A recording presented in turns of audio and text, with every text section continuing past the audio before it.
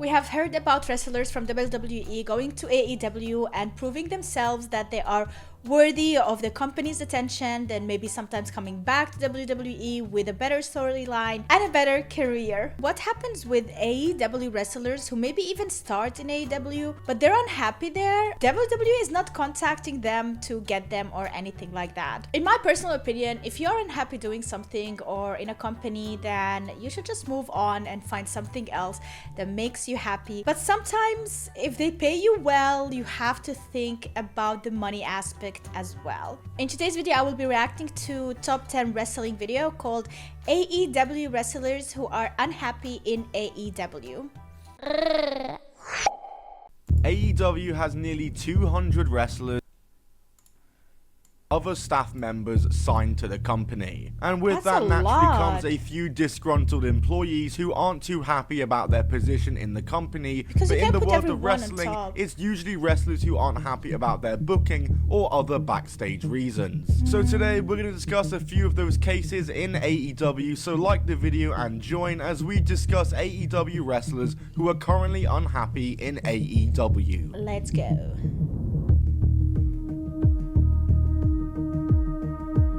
Camille is a wrestler you might not have even heard of before and have even known was on the AEW roster, and that's because despite being signed for months, Camille has not made a single AEW or Ring of Honor appearance. But before we get into AEW signing and AEW career, if you can even call it that, let's discuss who actually is Camille and what she's done up until now. Camille started wrestling in 2017 on the independent scene, but where her career really got kick-started was in the National Wrestling Alliance, aka the NWA, as she debuted for the NWA on their 70th anniversary show at the end of 2018, debuting as the insurance policy for Nick Aldis as she helped him reclaim his NWA World title back from Cody Rhodes. And the next year, in October 2019, NWA Power would begin, and that would mean seeing Camille weekly on the NWA alongside Nick Aldis. Camille would stay silent and not say a single word throughout most of the season, with a lot of mystery behind her and fanfare for her eventual NWA debut match. Herself and Nick Aldis would be joined by Royce Isaacs, Chris Adonis aka Chris Masters, and her real life husband Tom Latimer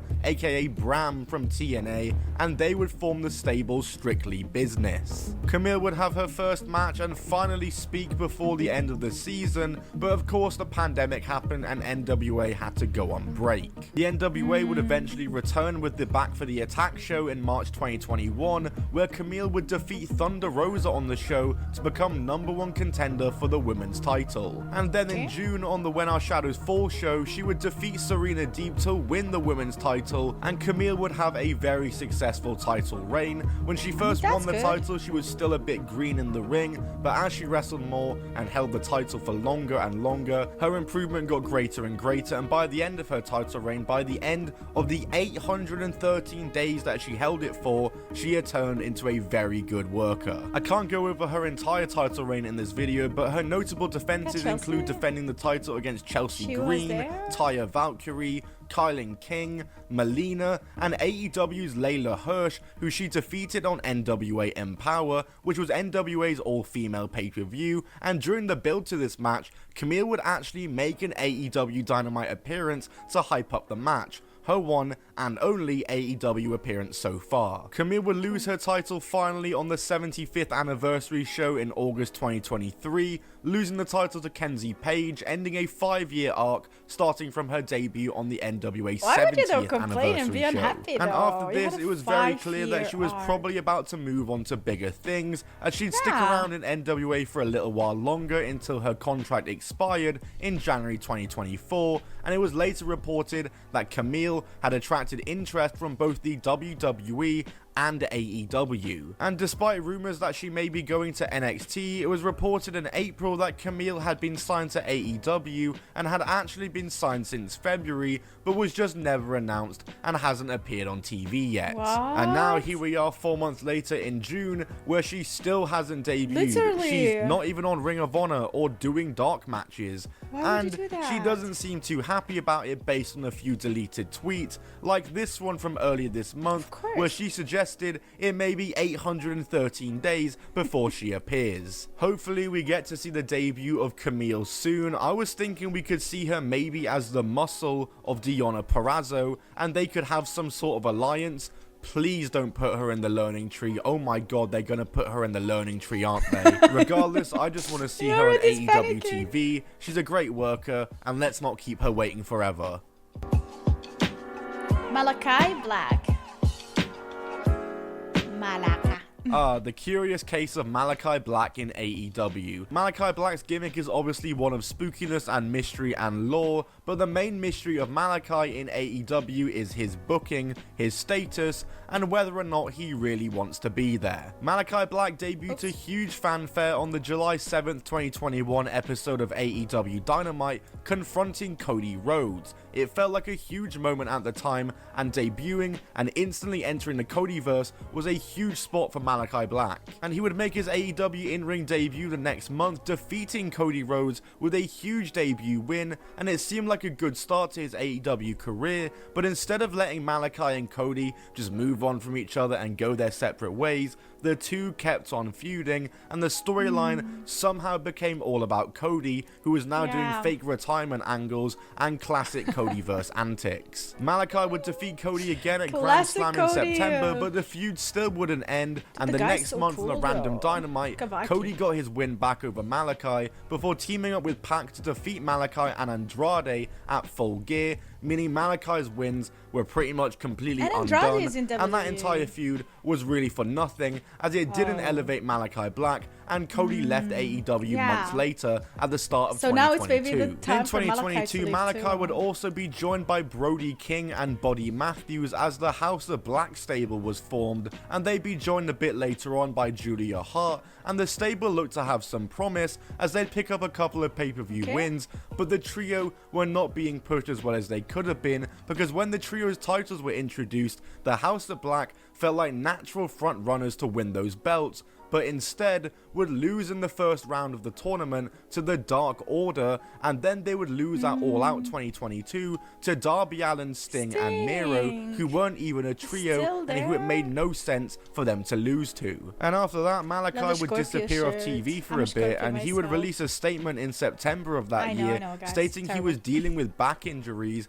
and that he had requested his AEW release. And there was mixed word on what had happened. Some reports say he was denied his release, some say it was conditionally granted, but Malachi would come back 3 months later in December, and the House of Black very slowly but surely, because they were still hardly on TV, rose up to a trios title match at AEW Revolution 2023 against the Elite, which they would win. And they would hold the trios titles until All In of that year, where they lost them to the Acclaimed. The reign was alright, but it was hardly a focus on TV, and as the House of Black became a mainstay of the new AEW Collision show, reports and rumors would arise that Malachi Black was unhappy in AEW and was apparently refusing to put people over, reports which he himself would dispute. But it only furthered the mystery behind Malachi Black's AEW career, and while Malachi and the House of Black have been pretty active recently, and him having just recently wrestled Copeland for the TNT title in a great match at Double or Nothing, there are still so many questions that remain regarding Malachi's AEW run. Does he want to be in AEW? Why did he nearly go 2 years without a singles match on AEW TV? And was he refusing to put people over? Malachi should still have a couple of years left in his AEW contract, so I guess it's interesting to see what he does do from here. But me personally, I don't doubt that when this contract expires, he is definitely headed back to the WWE. Yeah, I would like to see him in WWE. Danhausen debuted on the January 26, 2022 episode of AEW Dynamite, appearing during the Lights Out match between Adam Cole and Orange Cassidy. He was teased as a dream signing prior by Tony Khan, and so seemingly big things were coming, but we'd have to wait around for his debut as he was injured, and he wouldn't debut until May of 2022, where he got squashed by Tony Nese on Dynamite. And then after the match, Tony Nese and Smart Mark Sterling would continue the attack on Danhausen before Hook made the save, who Danhausen had been interacting with for months, and just like that, Hookhausen was formed. At the Double or Nothing buy-in, they would defeat Nice and Sterling, and it would end up being the only match Hookhausen teamed up for, as the team fizzled out shortly after, and Danhausen was back to loitering around, getting squashed whenever he did wrestle on TV, and putting curses on people. Very nice, Danhausen would then align himself with like a Orange Dracula or Cassidy and something. Best Friends, and honest to God, I don't remember any of this happening. Hook and Cassidy would actually challenge for the tag titles at Revolution 2023 in a four-way match also involving the Guns, the Acclaimed, and Jay Lethal and Jeff Jarrett, and once again, I do not remember this happening ever at all, and this sounds like this was the most cooked the AEW tag division ever was. And since that match all the way back in March, he's only wrestled 3 times, one in a multi-man tag match on Rampage, a dark match, and a battle royal at World's End, which was back in December, which is his last AEW match to date. He has been appearing on Ring of Honor occasionally recently, but with his recent Twitter activity in regards to the CM Punk / All In controversy, as well as his relationship with Punk, it's clear whose side of the drama he's on, and he's sending a very clear message to his employer, AEW. Looking back at Danhausen's AEW run, he must have put a curse on himself when he first signed. That's it from me for this video. Like the video if you did enjoy, and subscribe to see more wrestling content and be the first to see it by turning those notifications on. I'll see you all in the next video. Goodbye, and keep on rolling. Bye-bye. See you. Oh my goodness. All right, so we have 3 of them, 3 wrestlers that are not happy. Camille, Danhouse, and Malachi Black. I definitely do see Malachi Black as well as Camille going to WWE whenever possible. I see potential in those. Like, they're so beautiful on the screen. They have this fierce look to themselves. Like, I haven't seen any of their matches, any action, but just glimpses and pieces here and there from whatever is happening. I can see potential. I don't know if they were ever in WWE before joining AEW, or if this would be their first time joining WWE, but I think it is a big possibility for them to be in WWE sooner than later when their contracts finishes. Like, if I were smart, I would do that move as well and try my luck in a different company if possible, and a better one, of course. But yeah, will I get hates for calling WWE a better one? Like, for me personally, it is. Like, I am all about WWE right now. I don't see anything that really grabs me to AEW except that feud between Christian and Edge, which was really relevant before. I have no idea where that went. Let me know in the comments. But yeah, maybe one day if I see WWE starting staling and reusing and being a bit more boring, then I would definitely go to AEW and check that one out, or maybe expand my horizon and check more of NXT and other stuff as well, because I definitely do not have the time to do that right now. Oh my god, Triple H just signed Danhouse for the sake of putting him together with R-Truth Comedy Gold.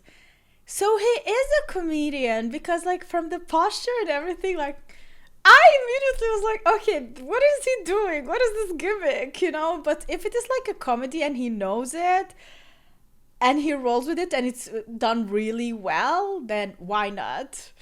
But the thing about R-Truth, he doesn't need a gimmick to be funny. Like, it's just his own existence. Like, the guy just appears on the screen and I know something funny is about to happen. And he's such pure talent at that. Like, I don't see anyone else as funny as R-Truth in WWE. There are a lot of good and talented funny people, but that guy is just natural at being really funny. Like, I would love to see a sitcom with him. Like him, maybe, and The Miz or someone else, like Dumb and Dumber. Oh my god, Dumb and Dumber 3 or WWE edition would be perfect. Sounds like AEW just signed Camille to block her from signing with WWE. Dude, can't like they just say, what is your plan for me for the next years before signing a contract? Like, at least some points here and there. Or at least like say, hey, I have to, like, give demands, like I want to appear on the screen this many times, I want to participate this many times. Like, I don't know, do they even get paid without work? I mean, I would not complain not having to work and still get paid, but I'm sure nobody want to waste their best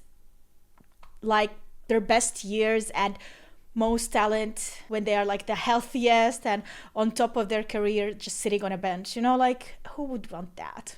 But that is it, guys, for today's video. I hope you enjoyed it. If you did, make sure to leave a like and subscribe for more, and see you tomorrow with a brand new one. Bye!